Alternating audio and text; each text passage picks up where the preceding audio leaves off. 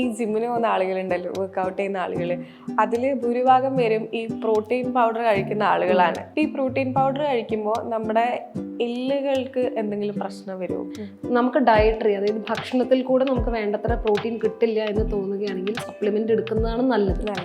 ഒരുപാട് പേര് പറയുന്നുണ്ട് പ്രോട്ടീൻ കഴിച്ചു കഴിഞ്ഞാൽ നമുക്ക് കിഡ്നി പ്രശ്നം ഉണ്ടാവാം, എല്ലുകൾക്ക് പ്രശ്നമാണ്. പക്ഷെ അതൊക്കെ തെറ്റത്. ഐഡിയലി ഇപ്പോഴത്തെ കാലത്ത് ഫിസിക്കൽ ആക്ടിവിറ്റിയും എല്ലാവർക്കും കുറവാണ്. ആരും എല്ലാ ദിവസവും വ്യായാമം ചെയ്യുന്നോ അങ്ങനെ ചെയ്യുന്നവർ വളരെ വിരളമാണ്.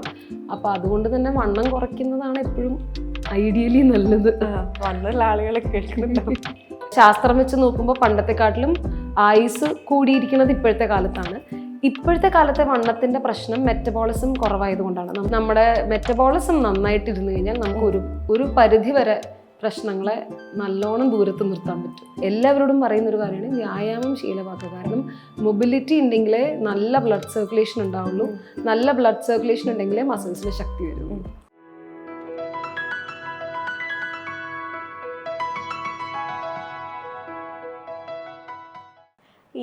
നമ്മൾ ഈ വണ്ണത്തിൻ്റെ കാര്യം പറഞ്ഞല്ലോ, പണ്ട് കാലത്തൊക്കെ നല്ല വണ്ണമുള്ള ആളുകളുണ്ടായിരുന്നു. പക്ഷെ അവർക്ക് പ്രത്യേകിച്ച് അങ്ങനത്തെ ആരോഗ്യ പ്രശ്നങ്ങളൊന്നും ഉണ്ടായില്ല. അവർ ഒരുപാട് കാലം ജീവിച്ചിരുന്നു ഈ ആരോഗ്യ പ്രശ്നങ്ങളൊന്നും ഇല്ലാതെ. പക്ഷെ ഇപ്പോഴത്തെ ലൈഫ് സ്റ്റൈൽ ഡിസീസിന് ഏത് ഡോക്ടറെ അടുത്ത് പോയി കഴിഞ്ഞാലും അവർ ആദ്യം പറയുക, വണ്ണം നിങ്ങൾ കുറച്ച് കഴിഞ്ഞാൽ നിങ്ങളുടെ പകുതി പ്രശ്നം തീരുന്നതാണ്. ശരിക്കും നമ്മുടെ വണ്ണവും ഈ ലൈഫ് സ്റ്റൈൽ ഡിസീസുമായിട്ട് എത്രത്തോളം ബന്ധമുണ്ട്? നല്ല രീതിയിൽ ബന്ധമുണ്ട്. കാരണം പണ്ടത്തെ ആൾക്കാരുടെ എന്ന് പറഞ്ഞാൽ അവരുടെ കിട്ടിയിരുന്ന ഭക്ഷണ ലിമിറ്റഡ് ചോയ്സസ് ആയിരുന്നു ഒന്നാമത്തെ കാര്യം. അവർക്ക് വണ്ണം വെക്കുന്നത് ചിലപ്പോൾ അവർ ജനറ്റിക്കലി ഒരു ഹെറിഡിറ്ററി പ്രോൺ ആയിട്ടുള്ള ആൾക്കാരായിരിക്കാം. എല്ലാവർക്കും ഒന്നും ഭയങ്കര വണ്ണം ഉണ്ടായിരുന്നില്ല പണ്ട്. ലിമിറ്റഡ് ആൾക്കാർക്കായിരിക്കും ഭയങ്കര വണ്ണം ഉണ്ടാവുക. അപ്പോൾ ആ സമയത്ത് അന്നത്തെ അവരുടെ ഭക്ഷണ രീതി, അവരുടെ ഫിസിക്കൽ ആക്ടിവിറ്റി ഒക്കെ ഇപ്പോഴത്തേനെക്കാട്ടിലും ഒരുപാട് വ്യത്യാസം ഉണ്ടായിരുന്നു.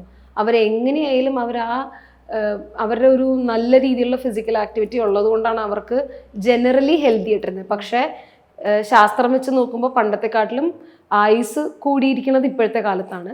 ഇപ്പോഴത്തെ കാലത്തെ വണ്ണത്തിന്റെ പ്രശ്നം മെറ്റബോളിസം കുറവായതുകൊണ്ടാണ്. നമുക്ക് ആഹാരത്തിന്റെ ചോയ്സസ് ഒരുപാടുണ്ട്. പക്ഷെ നമ്മൾ കഴിക്കുന്ന ആഹാരത്തിൽ ന്യൂട്രീഷൻ ഉണ്ടോ എന്ന് ചോദിച്ചു കഴിഞ്ഞാൽ അതില്ല.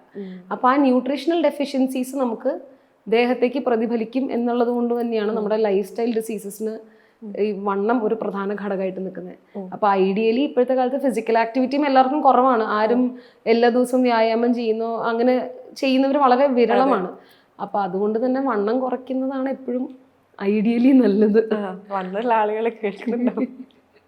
അപ്പൊ അവരടുത്ത് ശരിക്കും വണ്ണം കുറച്ച് കഴിഞ്ഞാൽ നമ്മുടെ ശരീരത്തിലെ പകുതി പ്രശ്നങ്ങൾ കുറയുന്ന തന്നെയാണോ ഡോക്ടറിന് പറയാനുള്ളത്? കുറെയൊക്കെ, അതായത് ഹൈലി ഇന്റൻസ് ആയിട്ടുള്ള കാര്യങ്ങൾ ചെയ്യണം എന്നല്ല പറയുന്നത്. പക്ഷെ നമ്മുടെ മെറ്റബോളിസം നന്നായിട്ടിരുന്നു കഴിഞ്ഞാൽ നമുക്ക് ഒരു പരിധി വരെ പ്രശ്നങ്ങളെ നല്ലോണം ദൂരത്ത് നിർത്താൻ പറ്റും.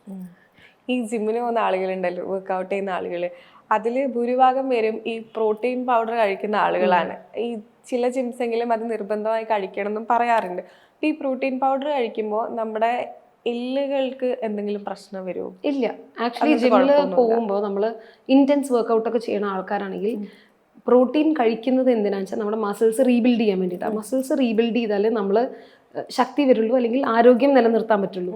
വർക്കൗട്ട് ചെയ്യുമ്പോൾ ബോഡി പെയിൻ വരുന്നത് മസിൽ ഫൈബേഴ്സ് ബ്രേക്ക് ചെയ്തിട്ട് പിന്നെ അത് റീബിൽഡ് ചെയ്യാൻ ഹെൽപ്പ് ചെയ്യുന്നതാണ് പ്രോട്ടീൻ. നമുക്ക് ഡയറ്ററി, അതായത് ഭക്ഷണത്തിൽ കൂടെ നമുക്ക് വേണ്ടത്ര പ്രോട്ടീൻ കിട്ടില്ല എന്ന് തോന്നുകയാണെങ്കിൽ സപ്ലിമെന്റ് എടുക്കുന്നതാണ് നല്ലത്. ഒരുപാട് പേര് പറയുന്നുണ്ട് പ്രോട്ടീൻ കഴിച്ചു കഴിഞ്ഞാൽ നമുക്ക് കിഡ്നി പ്രശ്നം ഉണ്ടാവാം, എല്ലുകൾക്ക് പ്രശ്നമാണ്. പക്ഷെ അതൊക്കെ തെറ്റാണ്. നല്ല ബ്രാൻഡഡ് ആയിട്ടുള്ള അതായത് അപ്രൂവ്ഡ് ആയിട്ടുള്ള പ്രോട്ടീൻ പൗഡേഴ്സ് ഒന്നും കഴിച്ചു കഴിഞ്ഞാൽ പ്രശ്നങ്ങളൊന്നും വരില്ല. ഇല്ല. ഇപ്പോൾ ഈ കൊറോണയ്ക്ക് ശേഷം നമ്മൾ ഏറ്റവും കൂടുതൽ കണ്ടുവരുന്ന ഒരു സംഭവമാണ് വർക്ക് ഫ്രം ഹോം. ഈ വർക്ക് ഫ്രം ഹോം വന്നതിന് ശേഷം ഒരുപാട് പേർക്ക് ഈ പോസ്ചർ സംബന്ധമായ പ്രശ്നങ്ങളുണ്ട്. നമ്മളിരുന്ന് വർക്ക് ചെയ്യുമ്പോൾ ഈ കഴുത്ത് വേദന, അല്ലെങ്കിൽ ഈ കഴുത്തിൻ്റെ ഒരു പൊസിഷൻ മാറിപ്പോവുക, അല്ലെങ്കിൽ നടുവേദന. എൻ്റെ ഒരു 30-32 വയസ്സായിട്ടുള്ള സുഹൃത്തുക്കൾക്ക് പോലും നടുവേദന ഉണ്ട്. കുറച്ച് സമയം ഇരുന്ന് കഴിഞ്ഞിട്ട്, ചെയറിൽ ഇരുന്ന് കഴിഞ്ഞിട്ട് അവർ ബീൻ ബാഗിലേക്കൊക്കെ കിടക്കും ഒരു 10 മിനിറ്റ് ഒന്ന് റെസ്റ്റ് ചെയ്യാൻ വേണ്ടിയിട്ട്. അത്രത്തോളം നമ്മുടെ ഒരു ഏജിൽ പോലും ഈ നടുവേദന കൂടി വരുന്നുണ്ട്. അതിൻ്റെ ഒരു കാരണം എന്താണ്? അതിൻ്റെ കാര്യം നേരത്തെ പറഞ്ഞൊരു ഉത്തരത്തിലേക്ക് പോകണം. ഇനാക്ടിവിറ്റി. നമ്മൾ വ്യായാമം ചെയ്യുന്നില്ല ഒന്ന്. പിന്നെ അതിനും ഉപരിയായിട്ട് നമ്മൾ ഇരിക്കുന്ന പൊസിഷൻ, ജോലി ചെയ്യുമ്പോൾ ഇരിക്കുന്ന പൊസിഷൻ, സ്പൈൻ എങ്ങനെയാണ് ഇരിക്കുന്നത്.